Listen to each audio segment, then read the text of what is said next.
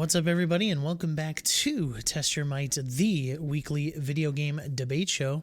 My name is Mike, and today we will be discussing the Sony State of Play that's happening on June 2nd, Star Wars Jedi Survivor, as well as our favorite Star Wars characters of all time. Let me introduce the panel first here. We have none other than Justin. How you doing today, Justin? The duck is in the house, not as a host, but as a debater tonight. Excited to be here. Yes, excited to have you debate our good friend Sean. How you doing today, Sean? Hi, I'm good. Are you excited to debate? Yeah, I'm excited to lose. It's gonna be good. It's gonna be great. Yeah. Hey, I don't know. I'm kind of tired. I had a long day, so I'm going to try my best. But you come out swinging normally, so you're a good challenger for sure. Yeah, but I'm on summer break, so, I'm gonna relax. I'm just gonna chill. Well, okay. Yeah, let's get into some chillness. I don't know where I was going with that segue. Anyway, if you have oh my goodness, let's start that over. Watching us on YouTube, well, check if you're subscribed or not. Please go ahead and hit that subscribe button. If you're not, hit the like button, comment down below, let us know how we are doing. We'd love and appreciate the feedback on the episodes, as well as if you are on a podcatcher of choice, please leave us a review there. If you're on Apple iTunes, that is the best place to leave us a review. We would really appreciate if you do that. If you're on Spotify, the mobile app only, that's where you can leave a rating of stars on there. So they have a program there. You can leave us a rating on the stars thing there. And then I am fumbling over my words because I'm trying to pull up. Somebody did leave us a review on Apple Podcasts, so I want to read that to everybody here. Really excited about that. But first, let's go ahead into a little bit of housekeeping. What the Fun, our show that we also do on current media and stuff like that, is doing a bunch of Star Wars content. So make sure you are checking that out.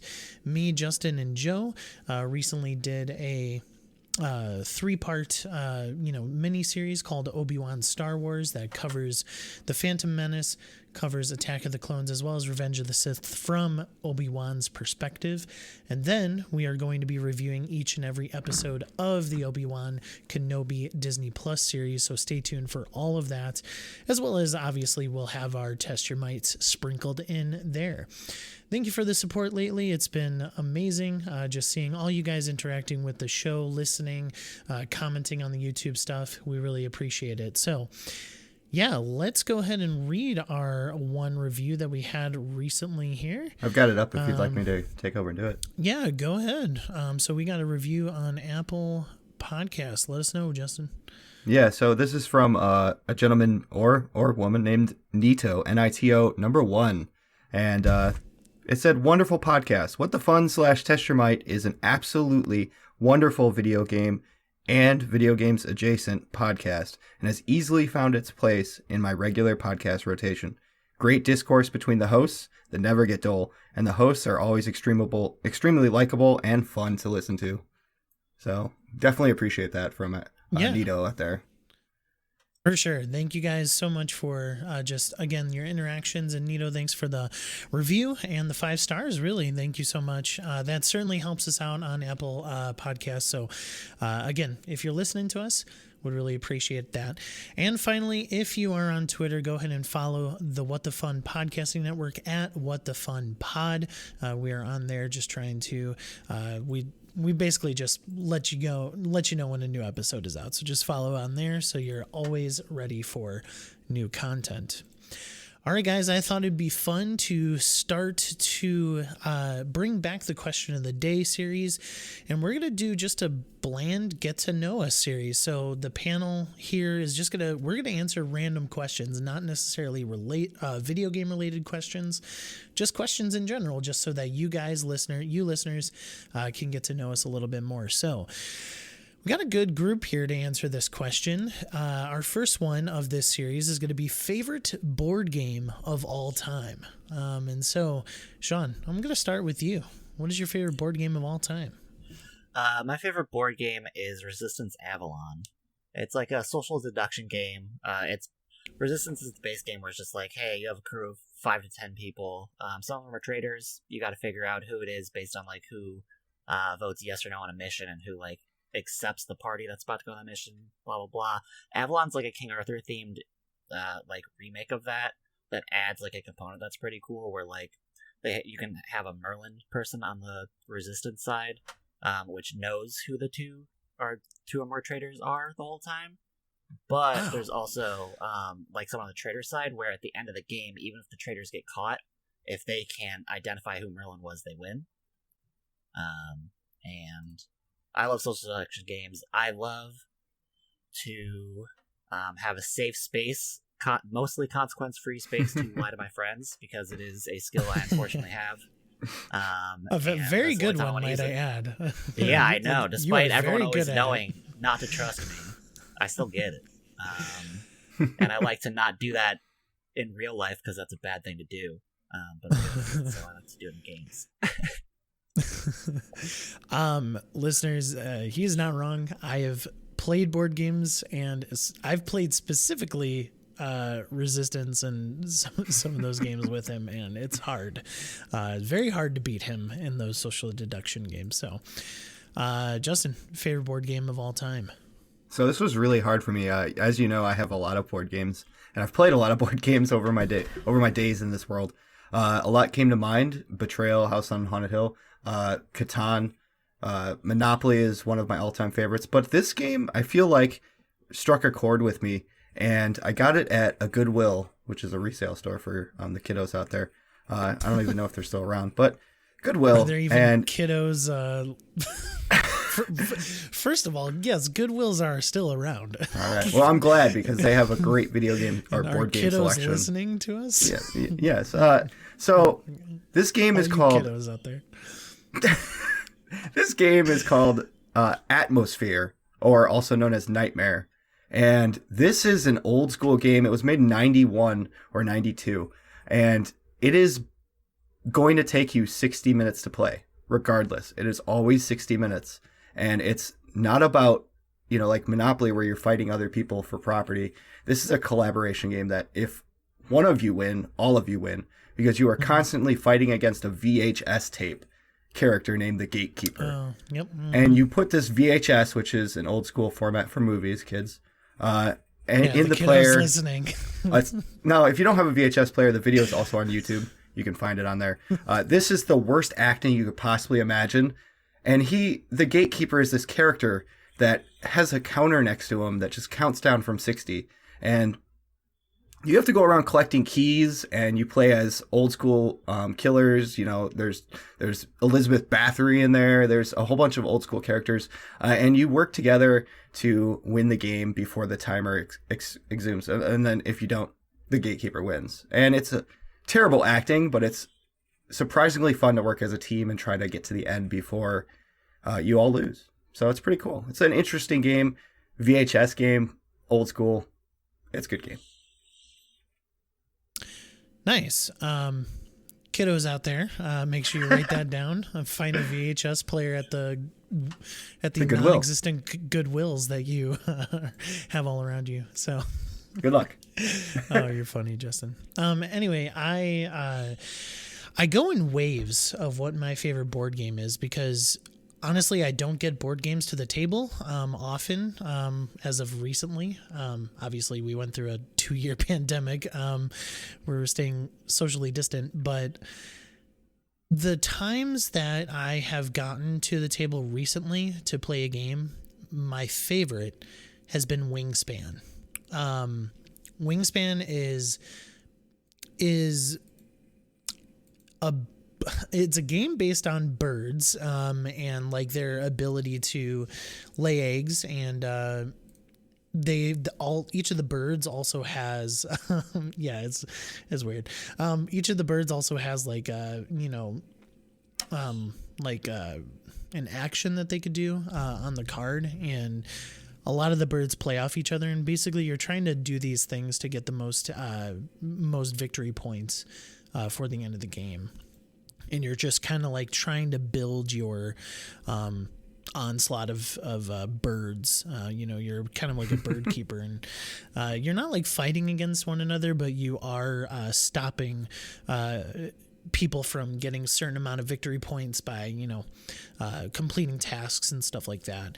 The one thing that I love about Wingspan, and it's a very cool mechanic, is that you play 4 rounds, but each round you lose an action point. So you start off with 8 actions to do, and by the end of the game, you only have 5 actions. So the actions that you take become way more valuable. And so it's just really cool strategy that you have to implement in order to get the most value out of your action choices near the end of the game to get the most victory points. So I really love that mechanic. And Wingspan has great art as well. It's a really fun game. Definitely brings in the strategery at the end of that game. Shout out to Scythe as well. I really, really enjoy Scythe. That's an honorable mention. So, all right. Let's get into what have you been playing. Justin, what have you been playing? So, I mentioned a while back on one of my debates about a game named Poker Night 2. And I don't have a PS3 anymore, and that is apparently the only place I could play it because I do own it on PS3 because it has been delisted everywhere. So I found a way and got it on PC, and I've been playing it. It's just straight poker with Borderland characters and Salmon Fisher and all kinds of funny characters, Claptrap, GLaDOS from Portal. Very funny, very good. Other than that, I'm going to surprise you now. I hooked up my Wii and played some old school games. I have a special Wii. I'm going to put it like that. I played some special games. I booted up Final Fantasy 1 for the NES, and I started going through it. I never have been into Final Fantasy, really, so I wanted to give it a new shot with my adult self, and I'm enjoying it so far. The original Final Fantasy in its glory, old school, NES. All right. Sean, what have you been playing? I've been playing Destiny 2. There's a new season, newly available friends, and a new dungeon. So that's kind of been what my week has been, staying up too late, trying to do stuff. It's been fun. Well, yeah, you're on summer break, so. Yeah. And then, last day of school on Friday, I've taught a lot of important lessons at school, but on Friday I taught a lesson about persistence, about respect, about watching your dang back. Caesar. Some students challenged me and one of their other teachers to Mario Kart, and Ooh. I completely disrespected them, and then had to immediately leave to help another student, different part of the school. And you got fired. I did not get fired. Okay, they were very The good summer break is about a it. special kind of break, obviously. Yeah. They were very good about it. So. Oh, that's funny. Good. Oh man, they people, those kids just gotta respect their elders when it comes to games like Mario Kart. We've been playing it since the crib, Exactly. Who's your racer of choice, Sean? It depends on what CC. It's Morton on anything but 200. On 200, Baby Peach with just the lightest card imaginable. The Toad scooter. I'm a Toad guy. I do Toad all the time. Toad. Okay. Mario Kart 8 is so good. Yeah. Yeah. So, all right. When I get the chance with my son, which is Saturdays and Mondays, I have been playing Lego Harry Potter still with him, and it brings me just so much joy. Really, it brings me some awesome feelings. Just spending some time hanging out with my son. He's found a fascination of jumping his characters off the map, and the Lego studs just so you have zero studs everywhere. all the time. So yeah, it's just he's having a lot of fun. It's really cool. And what's really cool is that you teach him these like little things, and he just picks up on them, and then you don't really have to teach him anymore. So that's it's just been a blast playing with him. It's really some of my favorite times during the week. So. Glad he's still doing what he loves, because last time I was over at your place, he was jumping off cliffs in Tony Hawk, so glad he's still doing that. Yeah, Transitional. Yeah, he's a creature of habit, you know. Introduce him to Assassin's Creed next. No. Anyway, I mean, in the I future, also, for sure. I also have I have a friend, and you know they always recommend me games, and they usually like never miss. And that friend is Sean. He's on this podcast right now, and I have been playing a game that he absolutely loves. And it is Umurangi Generation. So this game, man, Sean, this game is wild. Yeah. It's fun. There are a couple times I've had to look up a guide, but not often, which is I'm thankful for. But basically, it's a puzzle game where you're taking photos. Really, that's all it is. At least so far, that's what I know it to be. So you could correct me if I'm wrong, Sean, but yeah, that's it. All right, cool. Basically you're this character with a camera, and you're going through each level and you're trying to take photos of certain bounties, they call them. And it's these certain moments in the scene or in the level that you just need to take a picture of. So like you could use a certain lens to get a certain type of picture, stuff like that. The one thing that I cannot stand, Sean, and let me know if this did it I'm assuming you played it on the PS or not the PS4, the PC version. I'm assuming. Yeah. On the Xbox version, it saves a photo to your hard drive. Oh yeah, that could be a mistake on Xbox. Yeah. Every time you take a photo, and and so there is a way to shut it off. You turn off the photo mode. So basically you're just taking pictures, but you're not like, it doesn't bring up the photo that you took to like saturate it and make it, you know, change its hue and stuff like that. But the problem is that they turn that thing on every single mission. And so you always have to go into the menu and shut off photo mode to stop them from saving a photo to your hard drive. So listeners, if you want to play Umurangi Generation, if you're on Xbox, please beware. It is part of Game Pass. I actually do recommend it. It is a very fun puzzle game. Puts you in certain situations where you have to find the right angle to get the right things within your camera lens. And yeah, I'm actually really enjoying it. So it's kind of weird that these camera games, these picture-taking games, have really they don't miss. You know, from even childhood with Pokemon Snap up to Fatal Frame and Martha is Dead also had photography stuff in it. These games hold like a weird nostalgic but also like unique feeling about them, and they don't miss. They're really good games. Yeah, Umurangi Generation has a very interesting art style as well. And that's what's keeping me drawn in. Also, Sean, I kept taking pictures of my friends. Yep. And what I didn't realize was that the dang penguin is part of your friend group, so I never get the achievement for each of the missions. And so now, spoiler. Now I want to go back and like take a picture with the penguin too. So yeah. Anywho, but yeah, Umurangi Generation's what I've been playing.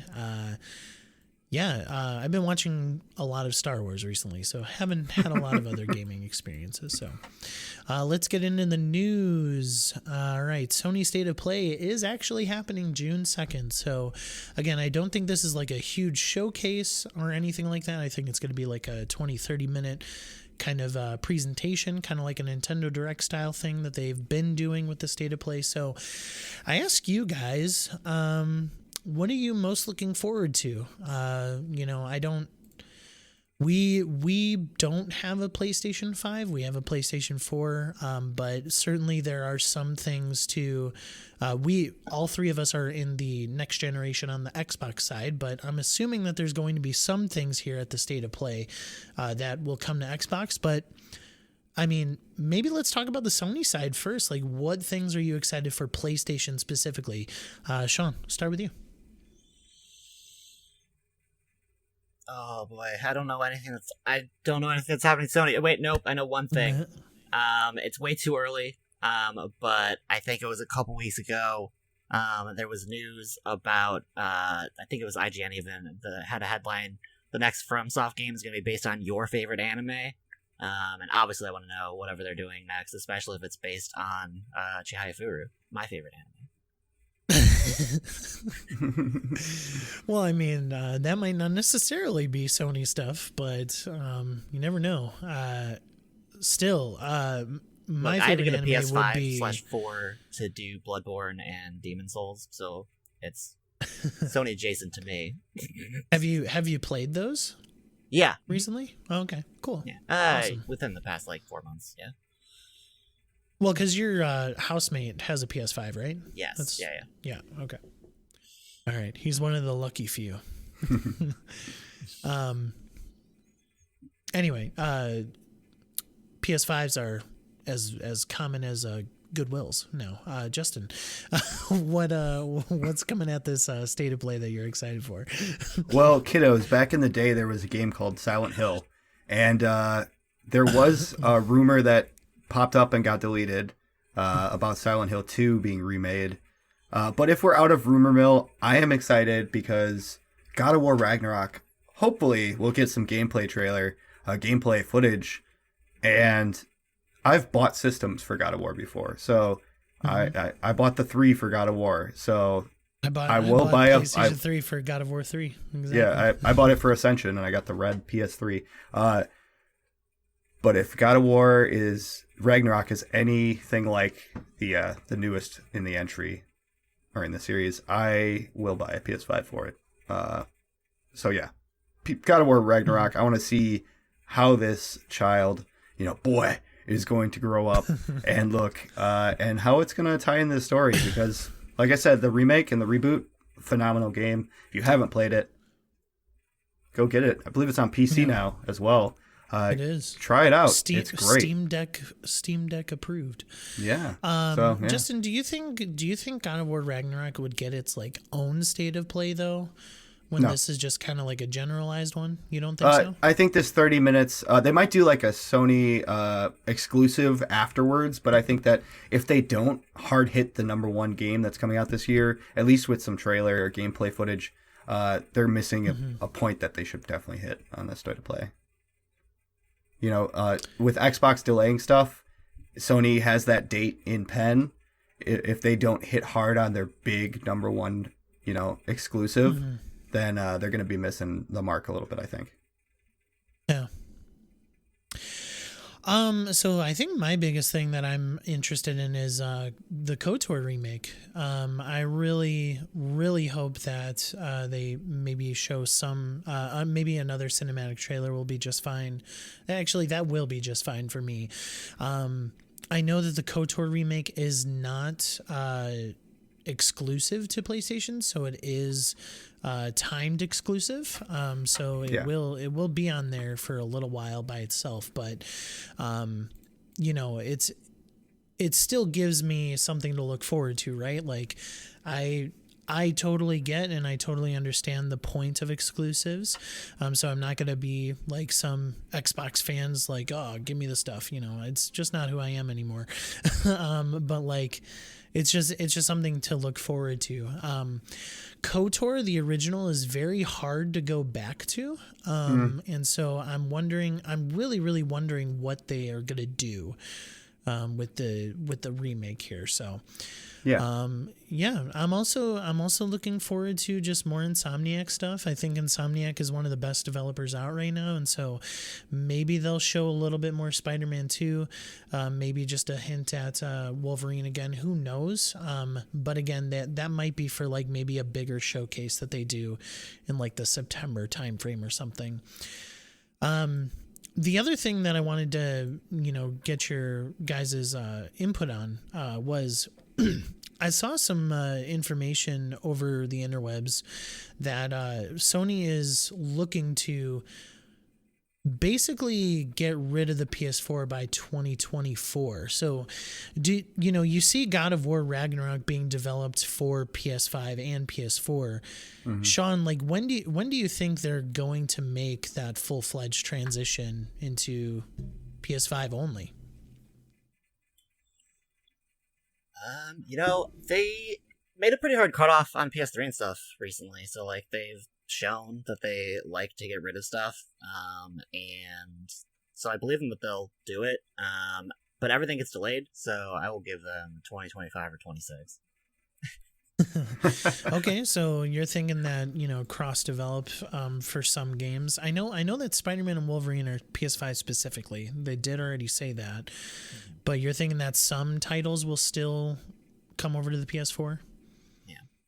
Yeah. Okay. Justin, any thoughts on that? I think, honestly, if the rumor mills are correct about the pros of both consoles coming out soon-ish, I guess next year, or I don't even think why right now, but if they are... rumor is so unsubstantiated. Yeah, if they do somehow make upgraded pro version of the console, I think it'll be probably a year or so after that that they start making the only on PS5 mm-hmm. Pro move, and I think that is really the out with the old, in with the new, and basically pushing their fans to buy the new system if they haven't already, and mm-hmm. hopefully by then we'll be able to get them in our hands and they'll be in stores, but I don't see it happening anytime soon. I think that, like Sean is spot on with the delay, I think it's going to push it a little bit further with just the chip shortage and everything. I think that they might eventually, inevitably it will happen. They've shown, like Sean said as well, that they're not afraid to do that, to make that cut. So I don't think that they will postpone it indefinitely, but I do think that it's going to be a while. We shouldn't fear. PS4s are going to be supported for a while. Yeah. I mean, that's the thing, is that I got my PlayStation 4 so late in the generation, so there's just this breadth of like games to play. And so that's what I expect with the PlayStation 5. Like I'm thoroughly looking forward to getting that at the, maybe sooner than the end of its life cycle, but it'll be a welcome addition to my gaming. So guys, I just wanted to mention this. We don't have to go into this too much, but I thought it was a really high praise for Phil Spencer and Microsoft here that they will be recognizing Raven Software's QA union, which is the first video game union to exist in America, right? Correct me if I'm wrong, Sean. Is that correct? I think I was reading that. Yeah. Okay. But yeah, after the acquisition goes through, they will still recognize that. So I think that's a win for video gaming, especially for those developers and those QA testers over there. So, and then just, I was hearing seeing some reports that they are saying the acquisition is going faster than expected. So it may even get into 2022 here, but I would still be expecting early 2023 for it to go through if it passes all the FTC stuff. So yeah, that's the news. You guys ready for Test Your Might? I'm ready. Yeah. All right, cool. All right, I got some wacky questions this week for you guys. Hope you enjoy. So first one on the docket here, Star Wars Jedi Survivor as well as Obi Wan Kenobi, the series, are both about a Jedi on the run. And obviously this past week, Star Wars Jedi Survivor was announced to be the sequel to Fallen Order. And so I want you guys to pitch me a game within an established franchise where the main protagonist is on the run. You could talk about gameplay, whatever, maybe a stealth stuff, maybe not, whatever you want. I know Jedi Survivor it's not really a stealth game, but hit me with some gameplay and, have some fun with it. Have some fun with it, guys. So, Sean, you get to decide. Who's going first? Justin can go first.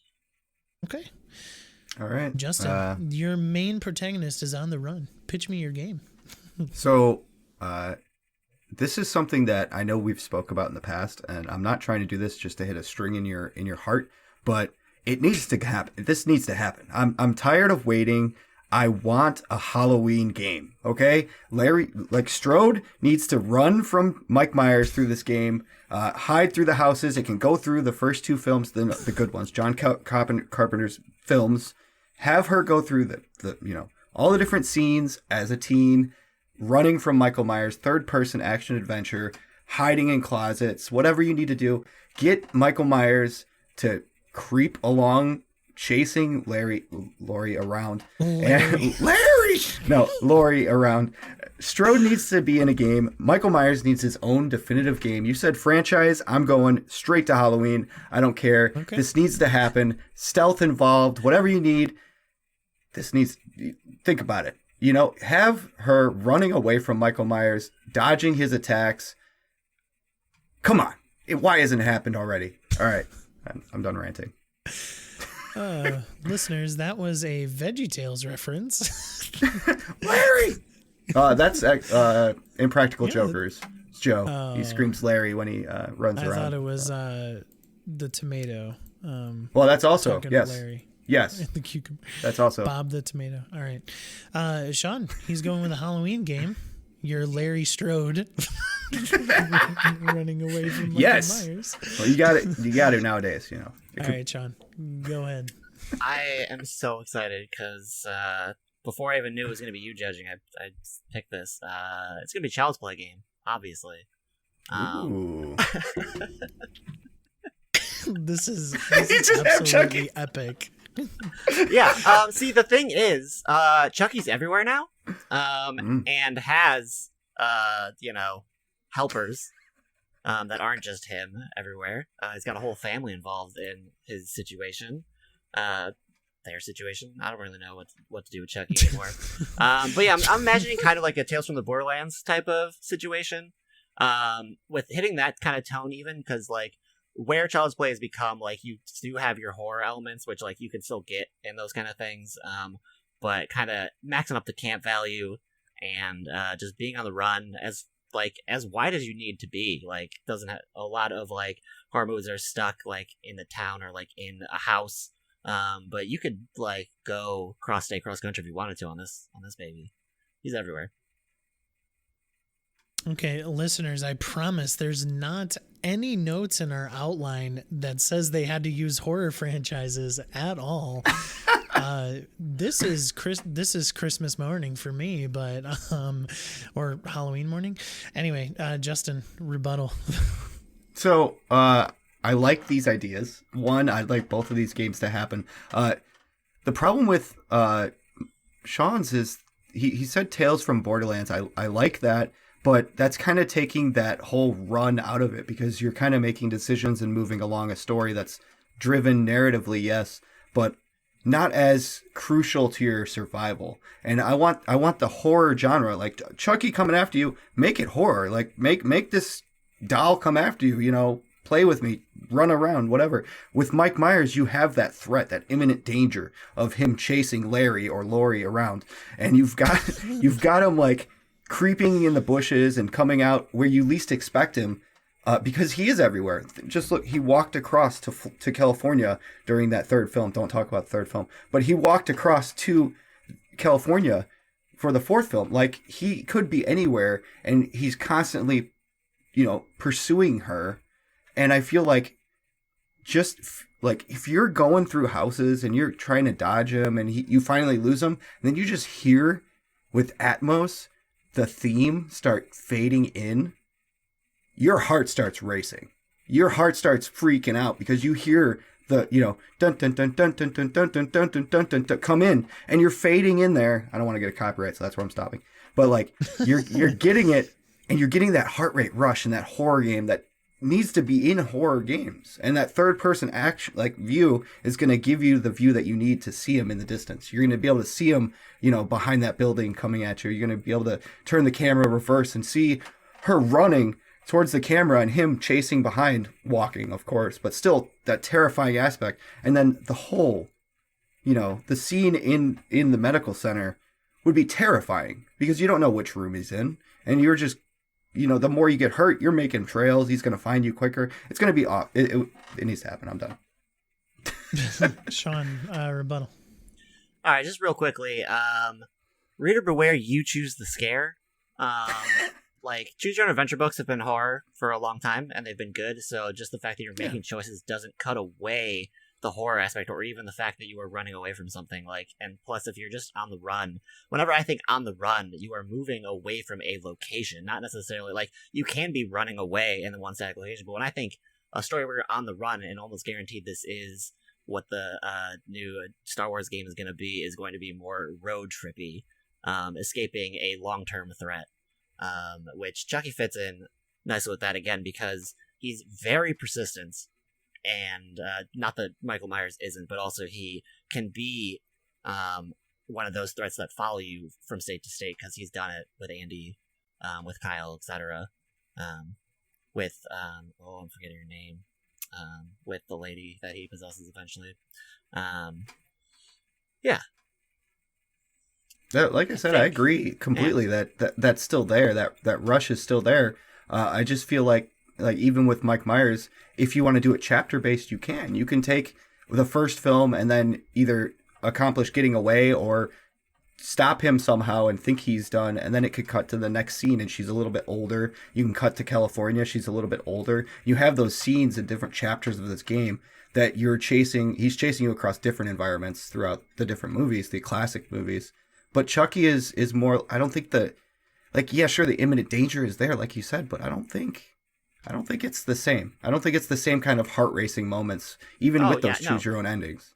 Oh, of course it's not the same heart racing moments. Chucky, the Child's Play franchise isn't that. It hasn't been that for 4 movies, 4 movies and a TV show. Like, it is that at moments, and you can still get that within the choose your own adventure narrative, and like even with walking in the Telltale style. But beyond that, really what I take from the Child's Play series and this, in my, to my own chagrin, is kind of moving away from what Mike has professed to me he loves most about the series. Later on, what I cling to is like that campiness and like the weirdness that happens after that, which the Choose Your Own Adventure thing can steer into and show you something that's what you don't fully expect from a horror game, but still breaches into that weirdness of like the classic horror games like a Fatal Frame or a Silent Hill.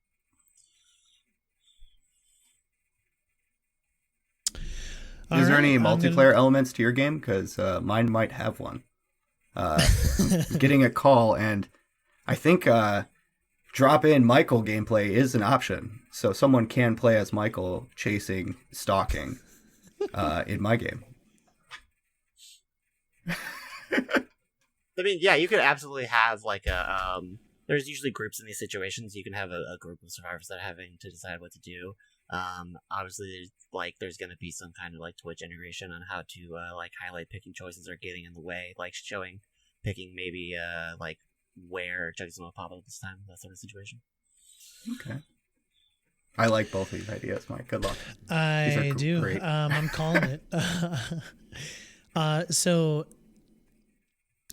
Justin, you had my biggest takeaway was the hospital scene and the Dolby Atmos. Just like I think that Halloween has some of the best atmosphere that you can have in any video game or horror film whatsoever. But I think your biggest digs, Sean, I think defended them really well. And I think that one of his biggest points was that Chucky's ability to move state to state, where Halloween and Michael Myers is so much tied to Haddonfield that I think there's a little bit more promise with the Child's Play game. So Sean wins that round. Although, Justin, you made my heart happy for just arguing Halloween in general. It needs to happen regardless, both these games. These are things that need to happen. Yeah. I would agree. So losers out here. Justin, you get the choice. Who goes first? Witcher 4 is in pre-production. So, what is the game about? But wrong answers only here today, listeners, with a twist. Wrong answers only, guys. So you can be as crazy as you want. Just pitch a wild game. I want it to be super fun. I want it to be as creative and dumb and as weird. If Mario and Bowser show up in this Witcher 4, you just let me know. Justin, who's first? And go from there. Sean was so kind to let me go first. I'm going to return the favor. Sean, you go ahead. Okay. I want to hear you go yeah. off the rails on this. Okay, yeah. I'm gonna have to type a little bit.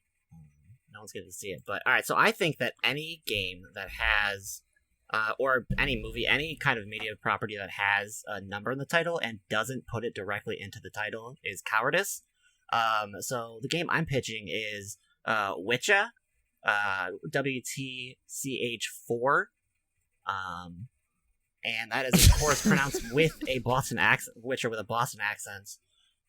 This is gonna be this is gonna be a Bostonian tale of witches,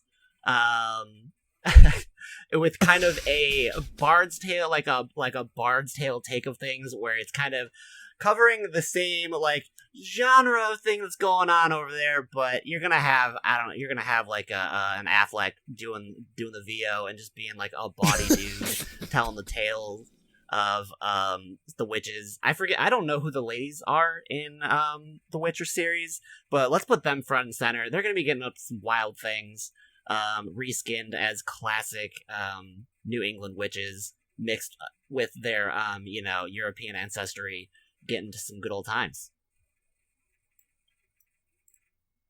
This is awesome. I could imagine Matt Damon and Ben Affleck from like Good Will Hunting or something like that.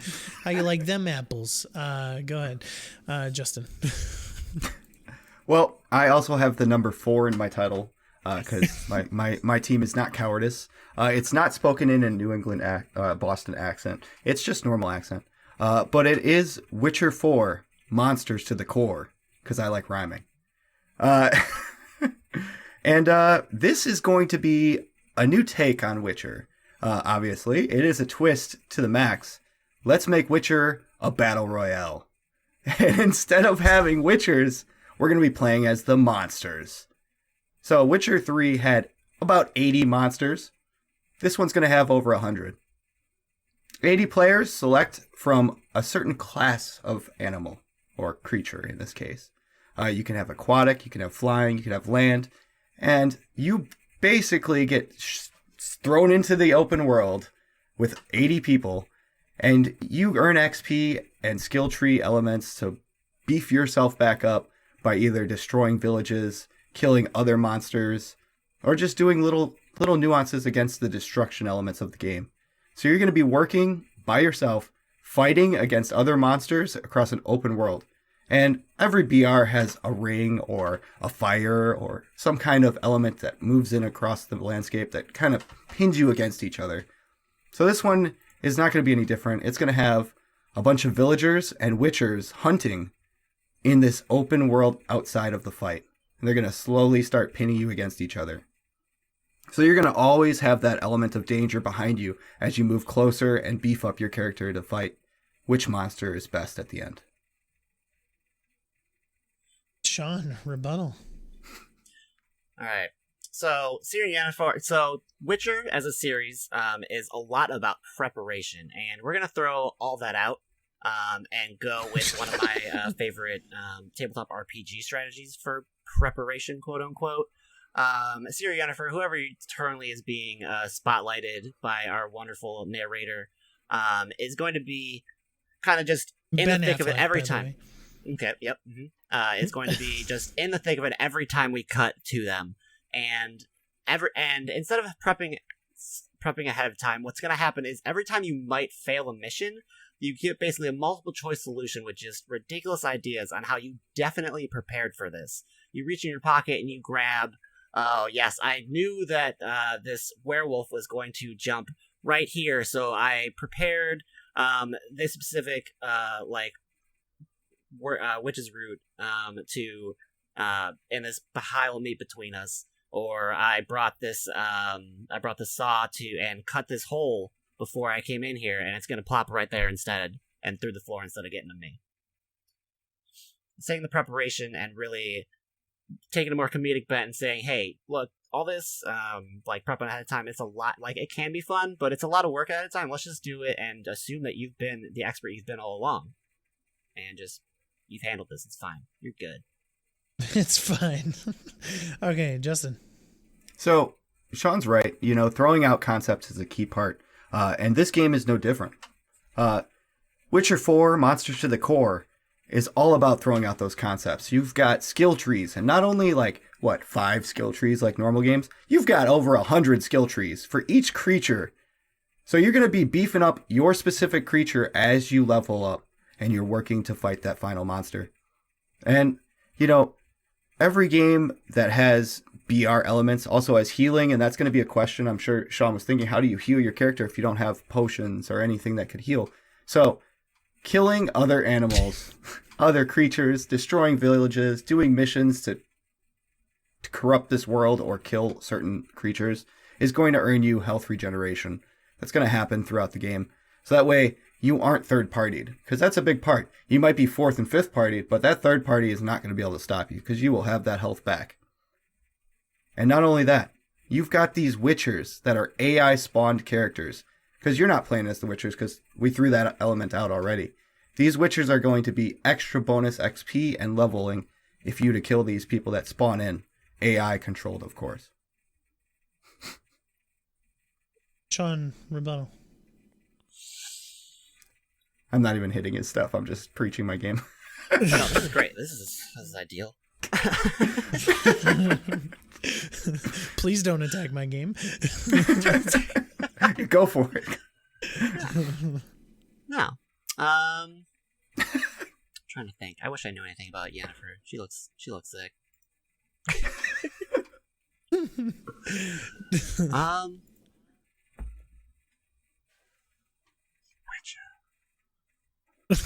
I do want to take this time here to say, due to the fact that's your rebuttal, which it's a good one. I do want to take the point here to say, if Xbox doesn't announce something that captivates me because Starfield has moved, I want to announce here that I am going to be playing Witcher 3 Witch Hunt, or what is it, Wild Hunt, the HD version, the upgraded version, in November instead. And I bought it for you, so yeah, you have it. Yep, that's something. Yeah, we got it. Yeah, I bought it for you. All right, since Sean, you didn't say it in as much of a Boston accent as I was expecting. You know, you got to get the witch and the car keys. You know, you gotta. Are there car keys in this game, or are there khakis, or you gotta get the coffee? Monsters to the Core, Witchers 4.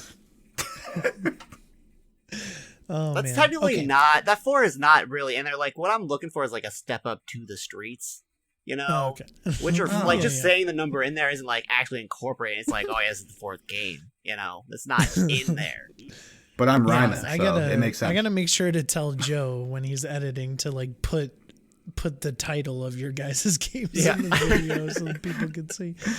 Anyway, I'm giving this to Justin. I love your creativity there, Sean, but I think that this battle royale is as wild and as crazy and as so what Witcher 4 is not going to be. I think it's going to. I think it could work. Actually, it sounds fun, sounds interesting. You guys didn't get as crazy as I wanted. There was no like Mario. I didn't tell you. Bowser shows up. Yeah. Hold up. I know it's definitely not going to happen. It's going to have historically realistic, like people of color involved. Do I win now? Well, you see, if no monster dies I'll give you half a point. Okay, if no monster wins at the end, Chucky and Mike Myers just show up and they take care of business. Excellent. You keep saying Mike Myers, and I'm imagining Fat Bastard just of course it is. next to yeah, Chucky. We're going as wild as possible. What? Why would he say? Why would Michael be here? Michael. That's awesome. Too easy. Here. All right. We are tied at one debate apiece. You guys are making my night. It's been fun. Okay. Dead Space creator says that it is weird he isn't a part of the remake. So, what studio or creator should go back to their roots and make another game in an already established franchise? So yeah, I mean, like something like, you know, I'm thinking like maybe you want Bungie to go back and make a Halo game, something like that. Obviously, I know Joseph Staten was there for Halo Infinite, so a part of Bungie went there. But you get what I'm saying here. So, Sean, losers out here. So, would you like to go first, or would you like Justin to? Yeah, I'll go first. I'm gonna just go ahead and say the thing everyone is waiting for to come back. Sam Raimi did a little movie called Spider-Man 3. And, you know, he did a couple movies before that were made into video games. And I think what happened with Spider-Man 3 was Raimi wanted to tell a really good story about, Peter Parker, Flint Marko, and wow, why am I blanking? Eddie Brock. No. Eddie Brock was not supposed to be there. Eddie Brock is the problem here. Eddie Brock is the reason we need to go back and give Sam Raimi another chance to make the property that he loved happen. And video games is the way to do it. We're going to give him the chance to tell the beautiful story of Sandman and redemption and lost friendship with the new Green Goblin in another beautiful new Spider-Man game, because they're always good. And so is Spider-Man 2, which is based on this movie. Let's give him a chance to really treat Sandman right without having the studio execs tell him Venom's got to be there to ruin your movie. Okay. / video game. Sam Raimi returns for the Ballad of the Sandman for a new video game. Justin. So I'm going to read these because I'm probably going to butcher them. These names, you probably won't know the first one, but the second one you will. Dennis Dyack and Shigeru Miyamoto. They worked on a game back in 2002. Now the company that made it is not around anymore, and that was Silicon Knights. This game was a huge title on GameCube and debatably one of the best horror video games ever created. This is called Eternal Darkness: Sanity's Requiem. And this game was a hit after it was released. Not majorly when it first came out, but I feel like it was ahead of its time. This was a horror-based game where you played a bunch of characters trying to stop darkness from taking over the world. And one of the big key features that that Nintendo pinned and patented for this game was a sanity meter. And throughout the game, you would have scares or things happen to you that would cause sanity to go up. And if it did, that would change your environment. It would change situations. More things would happen.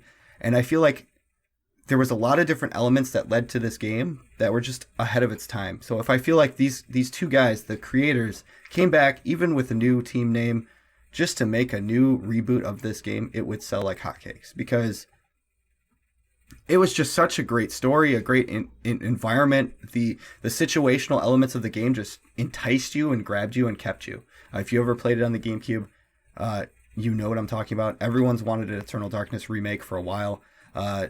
And I feel like it's about time. You know, Silent Hill's great. I'd love to see that happen, but rumors are in there. I'm going for Eternal Darkness, one of my other great horror video games that I've played in my life. All right, I like it. Sean, rebuttal. Yeah, okay. So, Sam Raimi, he hasn't just made one hit, and the people that people at Sony making Spider-Man video games and have been doing it for a long time.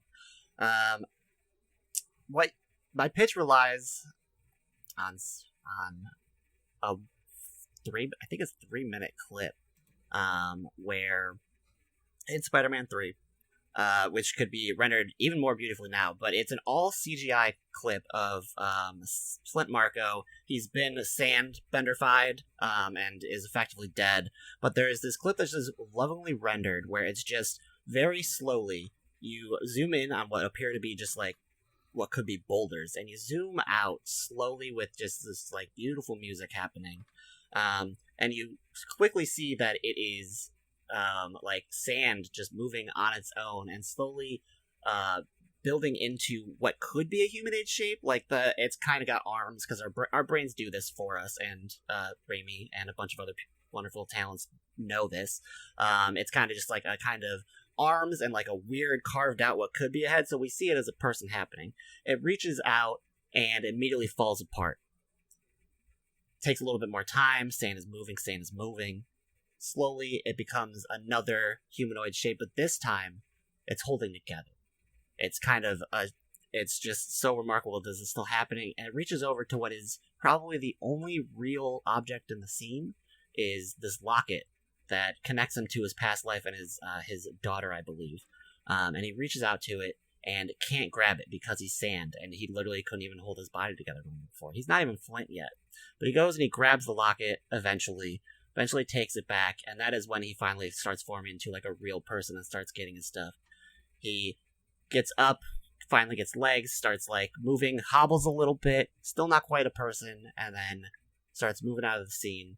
And over this course of this like 2 or 3 minutes, he tells like a whole incredible story without even like a person being in it, with some like it's 2000, it's like early 2000s, like this, it looks like it communicates with his doom, but it doesn't look super great, but it's still communicating, like evoking so many emotions in it, in that one little 3-minute scene, because this is what a creator does when he loves the story that he's telling.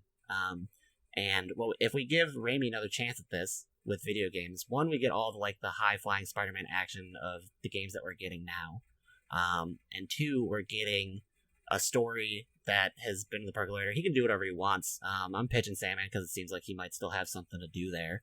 And with the eye of that, and with Unreal Engine 5 and all that stuff, we can make really powerful scenes happen with the story that we need to return to because that's short shrift. Justin, really quick, Sean, are you controlling Sandman or Spider-Man in this game? In this game, it is going to be Spider-Man, but you get cutscenes of people and stuff like that.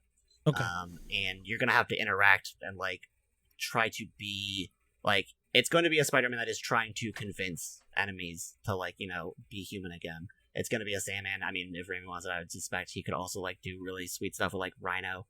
One of my favorite Spider-Man things is Rhino trying to quit the game also. That sort of stuff. But yeah, you're Spider-Man, you're doing the thing, but it's going to be a little more talky probably. But all action adventure. Okay, just wanted to know who you were controlling. Justin, go ahead. So, my game has a story gameplay element, which another thing that's just outstanding, and I think before its time. Have you ever seen the movie Premonition with Sandra Bullock? This was a movie, came out a while ago. It's an older film. Basically, something traumatic happens in her life, and then her days are mixed up. Think of the days of the week, 7 days of the week, all written on Post-its, and she's drawing them from a hat, and she's seeing them in random order.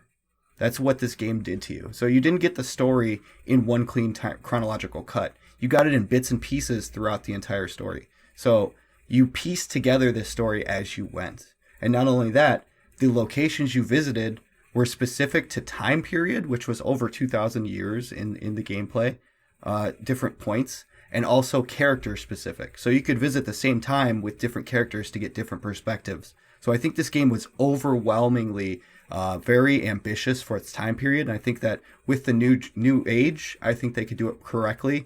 And I think that the visuals and the gameplay elements, puzzles, creatures you have to fight, and combine magic and elements to attack, it's a great adventure horror, discovery game. And I think that nowadays, if it were made, like I said, it would sell really well because it is so unique and creative. I think that if these two guys came back and did it, it would be done properly, and it wouldn't be kind of like a 2-bit.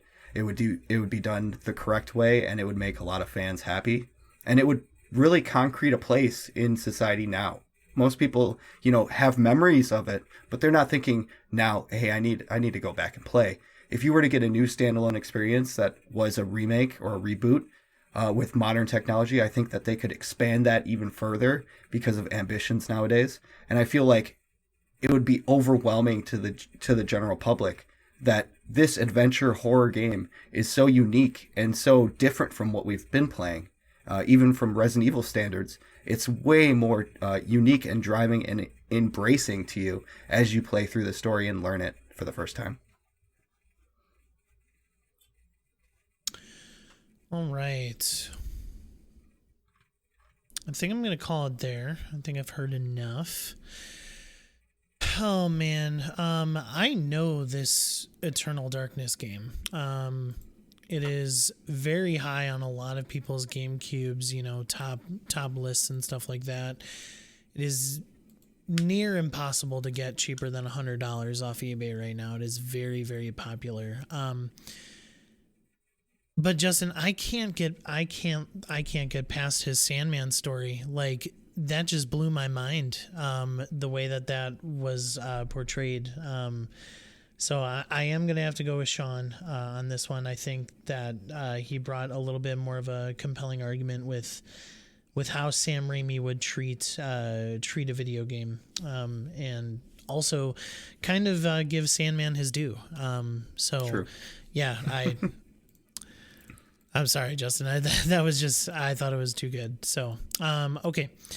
Blind fight time. You guys. Speaking of GameCube here, Justin. Speaking of GameCube. Oh, really? Mario Strikers is coming back. Originally, I played that on the GameCube, and I'm so excited for Strikers to come back here on the Switch. And so, this blind fight is curated by none other than myself, because I didn't ask anybody else. Video game cast and characters from a specific franchise that would make the best soccer team. I know you guys both love soccer, but yeah. you need to choose a video game franchise with its cast of characters that would make the best soccer team. So, with that being said, Justin, it is your choice to choose who goes first and who goes second.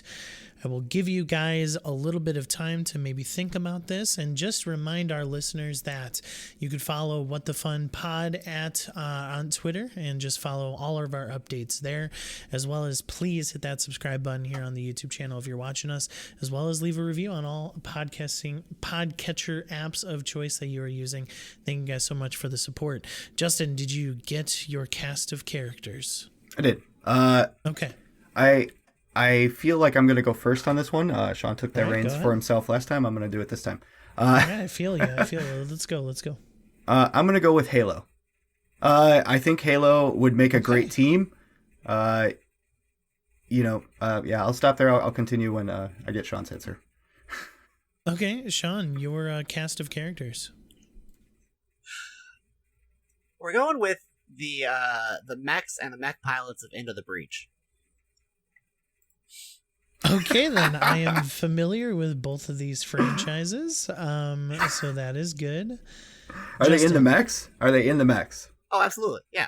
The mechs are characters themselves. Awesome. All right. Mm-hmm. Well, yes, basically. All right. Since Justin, go ahead. Since Sean's is in the mechs and he's getting that extra boost and that power, Strikers has those special power-ups. I feel like, why not give the Halo team their weapons? They can shoot the ball instead of kicking it. Master Chief can always kick and do some special stuff because he's, Master Chief. But Cortana's going to have her own unique ability of learning trajectories, overview of the map, seeing where the enemies are before he kicks the ball down the field, or shoots the ball down the field in this case. Rocket launchers, grenades. We've got the entire Spartan team. 117's team. We could go from the show even and have their exact team on the field. I'm not sure how many players are on a soccer team, but we could have at least 7 with that cast alone, and Cortana being an 8th. I feel like shooting the ball from a distance and playing it like as if you were, it's like a ping pong, but you're shooting from a distance and trying to move the ball with angles. I think that would work great, kind of like pool is, as billiards is. And just have, a grunt or a big grunt. You're playing against the Covenant or you're playing against another Spartan team, but the goalies are always going to be a grunt or some form of Covenant for sure, because you've got that burly kind of sense blocking the goal. I think that would be beneficial, kind of like as if you were playing hockey with a goalie, because he's got the big mask and it's kind of a little more threatening than a normal player.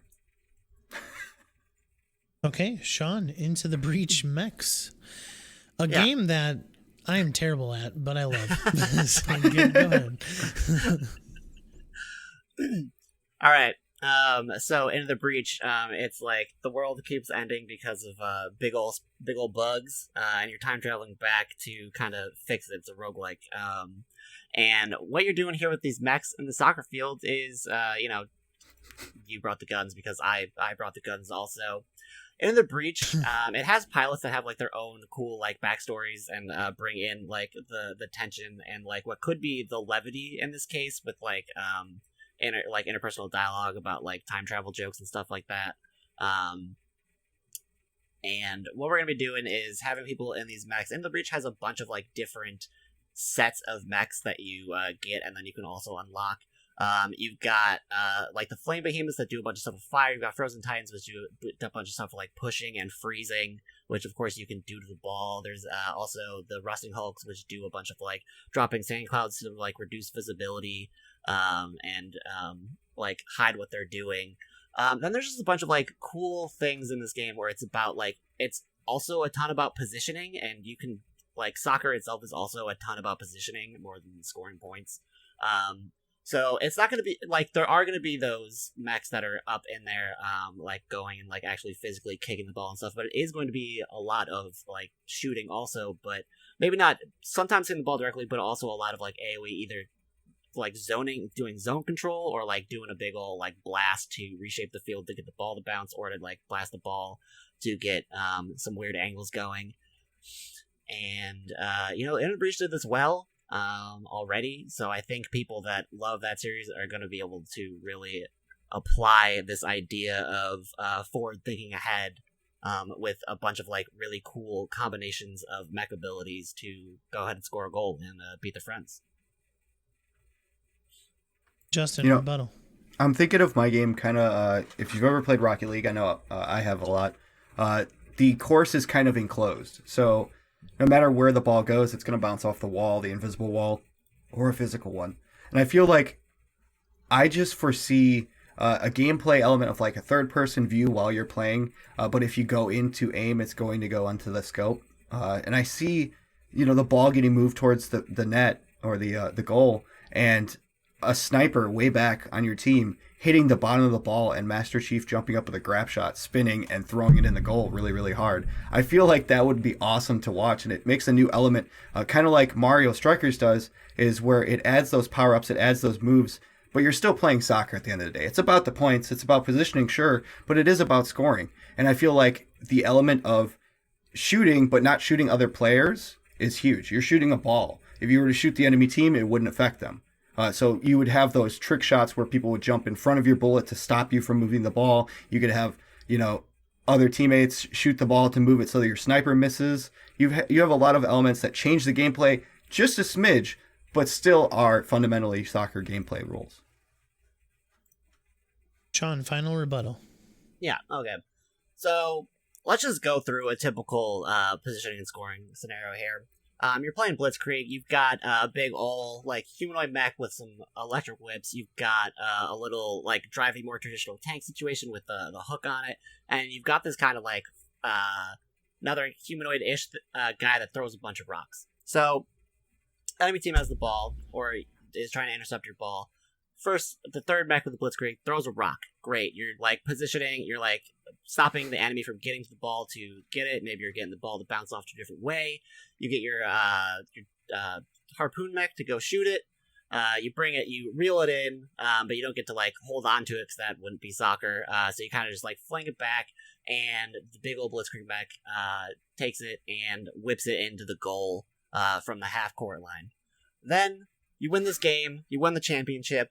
And then, lo and behold, at the end of the game, you get your secret squad and a squad of big ol' bugs, a beetle, some flying little wasp buddies, and a big ol' ant come out. And you've been the championships, but can you still save the world with soccer? Let's find out. I feel like the one major flaw with the mech idea is that ball is so small. Like with my game, the characters are the same size as the ball. Yeah, so you're maximizing the ball size like Rocket League style. Okay, all right, that's going to be okay then, because I feel like that's fundamentally changing because how big's the goal going to be? Maximized goal as well. You're making everything bigger to fit the characters, and I feel like that's changing soccer. It's like giant mechs moving around a field. Sure, it's about positioning, but movement wise, I haven't played your game, so I don't know. Particularly, you can't knock it against me. But movement, how quick can they really move without tripping or without running into another mech? I feel like the movement would be hindered in that case. I feel like with Master Chief and with the characters from the Spartan team, it's still that quick play soccer movement that Strikers keeps in full. It keeps that quick pace soccer gameplay, and that's what I want to maintain. I want to keep that skill. A mech in a video game, like mech in any property can be as fast or as slow as you want it to be. Some are going to be fast, some are going to be slow. Again, it's about the mech type. And like when I say the ball is getting bigger, I just mean it's not like you're not playing with like a regular sized soccer ball with big mechs. It's big enough where it's not like as big as the mechs, but it's enough to have it. It's proportional to a person in a soccer ball is what I would say, and obviously not just made out of soccer material given the heavy duty situation that's happening. Still bouncy, obviously, but okay. All right, I'm calling it. Sean, you had some good points, but Justin sold me a grapple shot. Just the ability to grapple around with. Yes, but you had a grapple shot to grab the ball and bring it back to you. Justin had the grapple shot to. I'm sorry, I thought you played use your character for movement as well. I thought you played it. I did play in it. The grapple shot moves you too. That's all I'm saying. I did. All right. The truth is I sucked with those characters, so you lose. Anyway, so that means we go into tie, and listeners, the way we settle a tie is we play Price is Right rules for a Metacritic score on a certain game. And so in honor of Jedi Survivor, what is the Metacritic score for Jedi Fallen Order? And I did check the PC and the Xbox One version, and they are both the same. PS4 is a little bit slightly under, so we are going with the two that are the same. Metacritic score for Star Wars Jedi Fallen Order. Price is Right rules. Please think of your number before I call on you, so you're not cheating in that way. All right, Justin, your number now, please. I'm going to go with 1. Okay. Sean, your number is... Your 72. Number? 72. 72. Sean wins. Metacritic score is 81 for Jedi Fallen Order. Sean takes the victory this time around with 72 as your guest. So... All right. Sean, good job. Justin, very good job as well. I had a blast listening to your guys' arguments. I thought we had some good debate topics this week, so hope you guys had fun. No one's ever guessed 1, so I wanted to be the one. Oh, okay. The chosen one. The chosen one. All right. That leads us right into the leaderboard section, where today we are celebrating a bunch of Star Wars here because it is Star Wars Celebration Week. So these characters are not limited to video games, guys. Just letting you know. Favorite Star Wars characters of all time. Sean, what are your top 3? Okay. Plo Koon. How do you spell that? PLO space KOON. Okay. I was going to spell it that way, but without a space. Plo Koon. Cad Bane. CAD space Bane. BANE. Sorry. Which one is it going to be? Am I going to go just straight Clone Wars? Yeah. Asajj Ventress. ASAJJ. Space VENTRESS. I think. Okay. Asajj Ventress. All right. Justin, what are your top 3? I want to see if you can guess them. So to my See number if I can one. guess. Yeah, my number one. Your number one is Boba Fett. Okay. That is correct. My number two. One of those. Number two, Darth Maul. Correct so far. You are 2 for 2. The third one is the tricky one. Oh, number. Are you gonna give me a hint? No. No. Okay. All right, I'll just give you my third one. All right. Jar Jar Binks. That was, I guess. I'm taking you seriously. All right, Boba I Fett, wrote Darth that here. Maul, I Jar wrote Jar that here. Binks. All right, I'm gonna be the regular ASS Star Wars fan. Obi Wan Kenobi. Luke Skywalker. Darth Vader. Is that right? Oh boy. There's someone I left out hoping Wait, someone else wait. would grab. I don't think it's gonna happen. Oh no. It's fine. Oh my goodness. I'm gonna go with Darth Vader. All right, 2 for 2. And oh boy. Who did I leave out? R2D2. We don't have a droid here. No, I mean, they're just not my favorite characters. He doesn't see them as people. I- He doesn't realize they're people. He's one of those. Yeah. No. Leia knows that it's an equal life form. Okay. It's called Hey, manners. all I am saying is that C-3PO is so annoying. Oh no, sometimes. C-3PO sucks. Yeah, he is so annoying. All right, cool. Who's gonna leave? Who's your third one? Mando. We'll go Mando. Mandalorian. Yeah, I kind of want to go Luke Skywalker, but I mean, I like which Darth one is your Vader. favorite? He said he was going classic, and then he chose Mando. All right, Luke Skywalker. Look, I gotta pick I'm not trying to mine. shame you. I'm trying to shame you into honesty, not into committing All to a right, bit. fine. Again, I'm gonna be the regular Star Wars fan. Blue That's fine. collar. All right, Sean, who's your must-have? Cad Bane is his must-have. Is Excuse Cad Bane me? his must-have? No, I could You're argue. choosing for him? Oh man. Wait. actually- So who did you want? Mace Windu was. It could have been Mace Windu or Asajj, honestly. Good call. Good call. Okay. But Purple lightsaber. yeah, That's all I you need. do want Cad Bane on there for sure. I'll argue the heck out of Plo Koon.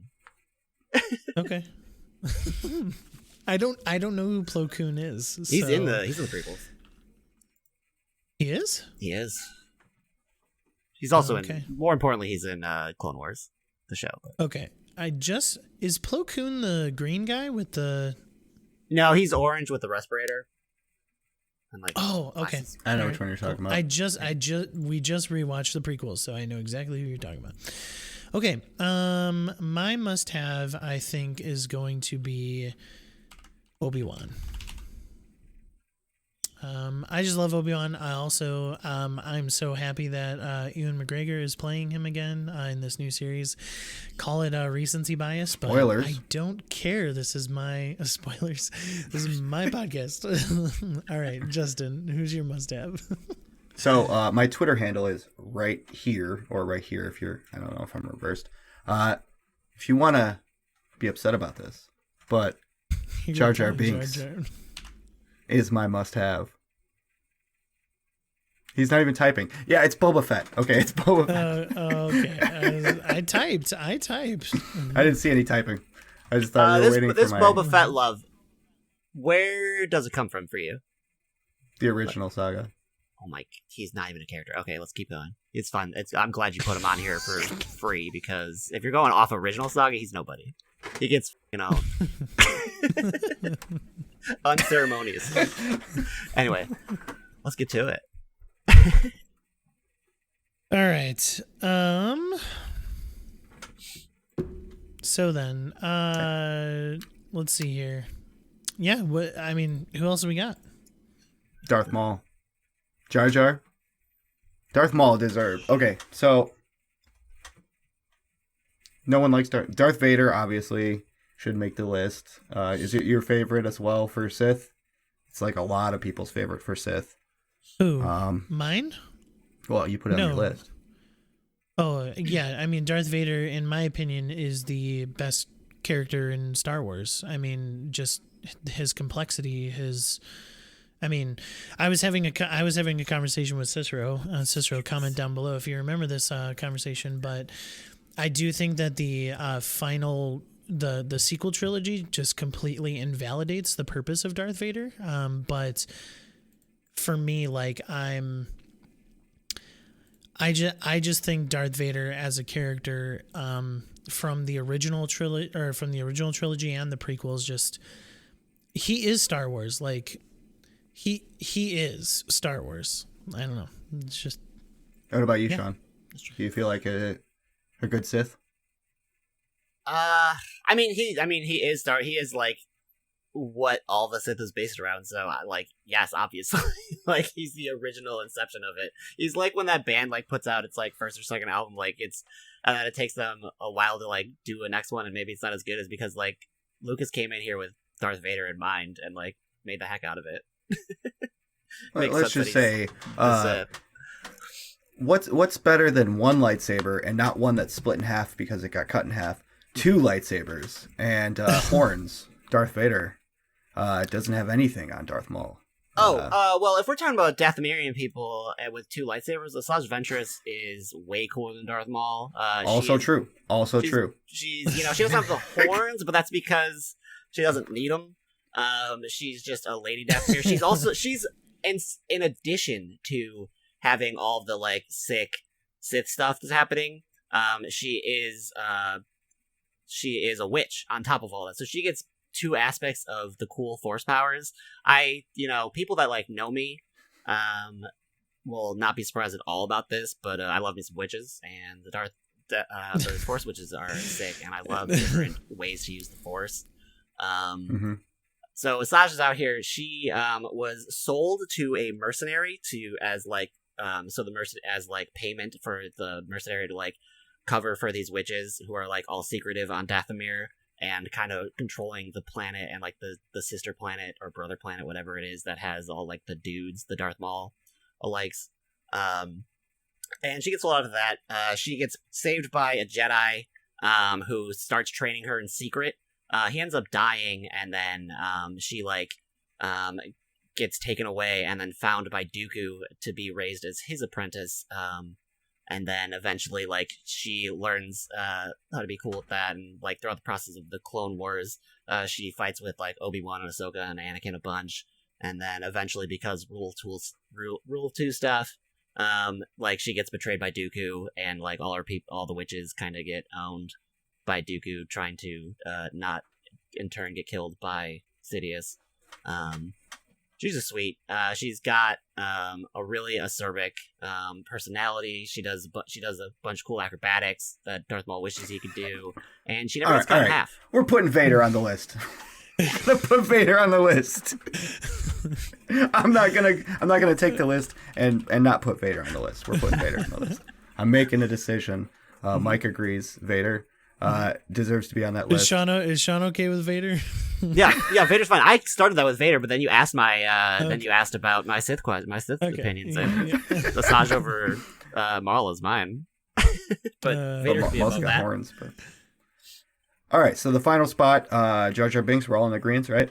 Absolutely not. No, all right, so absolutely not. George Lucas once said. I would rather have Darth Maul. George Lucas once said that only a person with a diseased mind likes Plo Koon.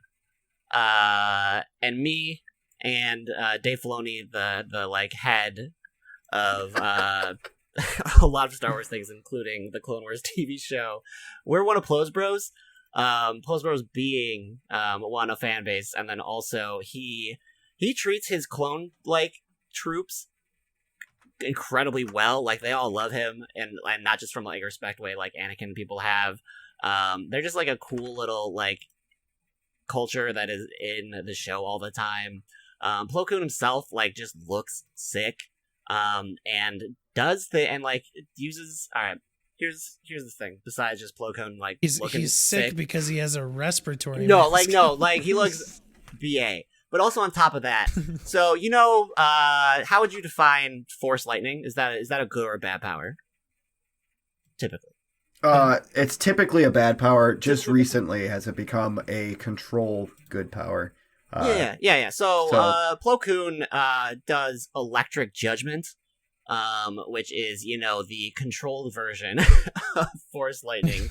And one, beyond just having, again, just an incredible name, and an incredible kind of power, has, just this, hilarious, background to that, with how he's doing. He is a mentor to Ahsoka. You like Plo. Mm-hmm. You like Plo more than Luke Skywalker? Absolutely. Yeah. Really? Mm-hmm. Why? I mean,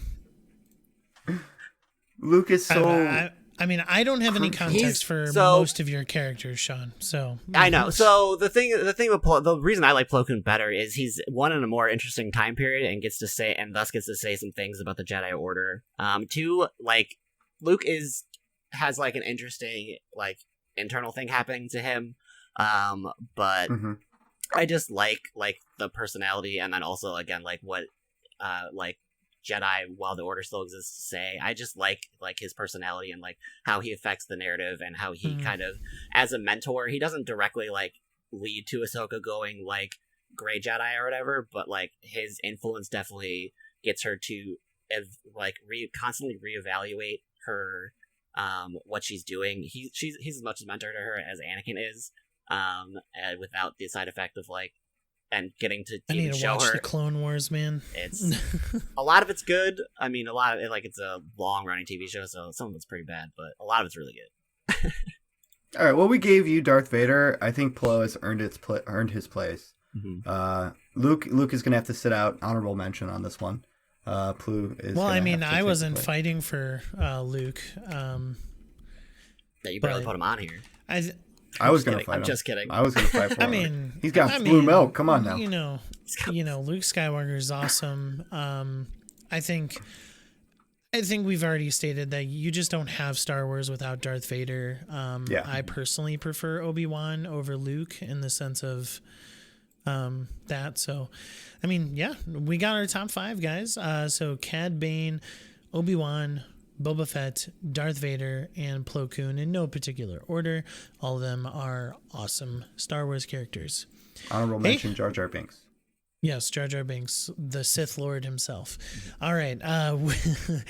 That concludes Test Your Might 75. Again, you can follow us at What the Fun Pod on Twitter, as well as on Facebook. We're at What the Fun Pod as well there, if you want to follow us there.